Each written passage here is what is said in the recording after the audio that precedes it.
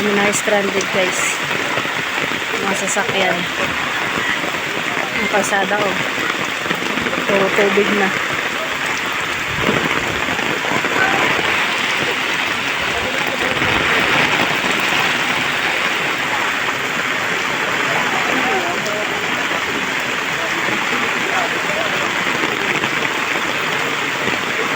Yan, tinulak na lang, hindi na umaandar.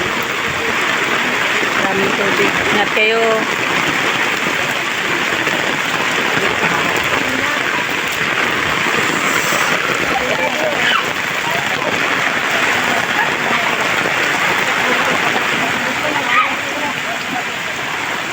Hey guys, tutulungan silang ibuhat yung motor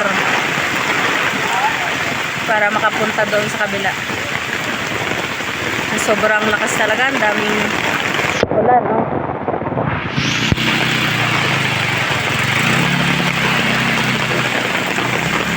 Tumulong na yung mga kagawa dito sa amin, lahat ng mga opisyal, barangay tanod. Yan, nagtutulungan na dito yung mga tao.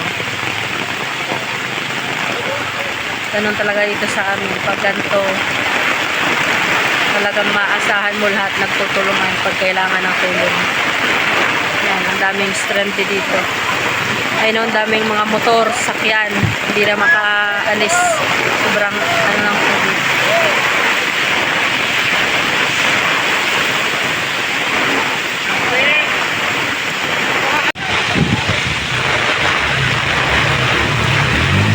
Ingat kayo, ingat.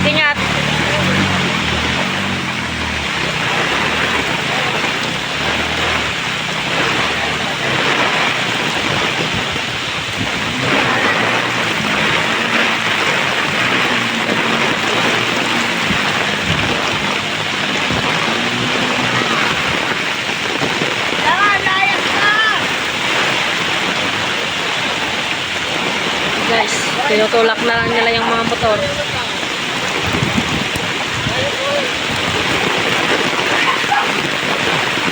Grabe. Sobrang baha.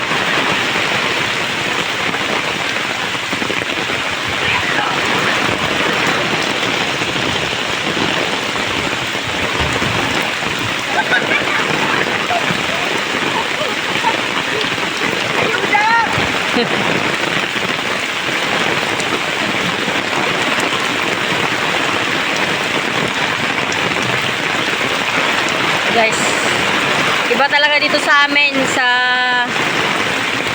Barangay Kalumagon. Pag ganito, yan, nagtutulungan kaming lahat. Lagi mo talagang maasahan yung mga barangay official, mga volunteers, mga tao dito sa amin. Nakakaisa. Dito sa Barangay Kalumagon, ayan. Ayan. Yung paparating niya, nagtutulungan naman buhati. Ayan, nandito si Kagawad. Kagawad Alvis Golpo. Dito mo talaga makikita sa mga gantong panahon yung nagbabayanihan yung mga tao. Nagtutulungan. Tingnan mo, binubuhat nila, nagtutulungan talaga sila.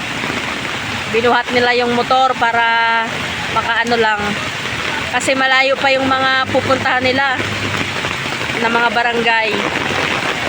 Maraming dumadaan dito kasi ito yung daan ng papuntang Namo, Ricto, Danao, Argerona. Yan. Para makaano lang sila pauwi sa kanila. Yan, nagtutulungan, nagbubuhatan ng mga motor. Kasi hindi na kaya, namamatay na yung makina, sobrang lakas ng tubig at mataas na talaga siya. Kaya ayan. Guys, yung mga official dito, mga tao dito sa amin, talagang nagbabayanihan, nagtutulungan talaga sa mga. Guys, ingat-ingat tayong lahat. Sa mga taga dito, sa lahat ng mga salanta ng bagyo, mag-ingat po kayong lahat. Mag-pray lang po tayong lahat para sa kaligtasan ng lahat, nating lahat. Yan po. Ingat-ingat po sa mga nagmumotor. Yan, mag-ingat kayong lahat.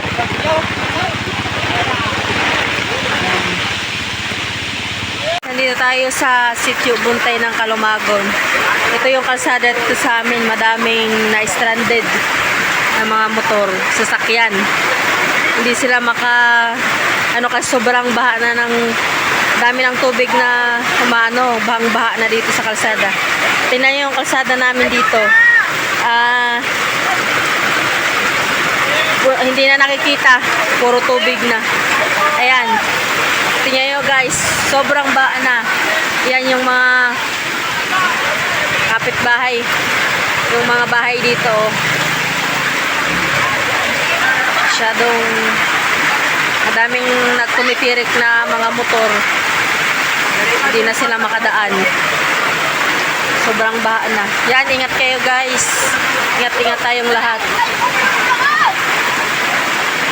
Guys, pinatutulak na yung motor kasi di na umandar. Sobrang lakas ng tubig.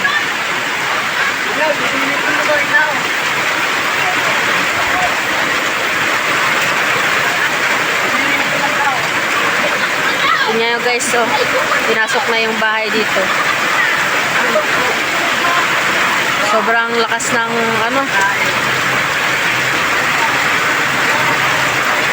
ulan yung dala ng bagyo.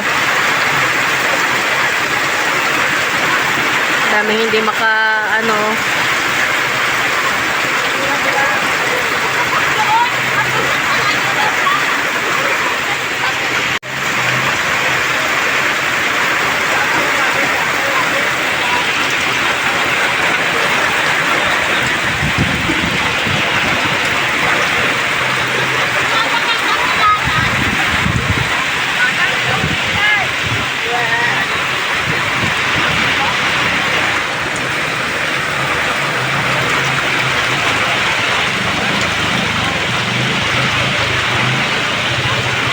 so sinusubukan nilang umano sa ng tubig.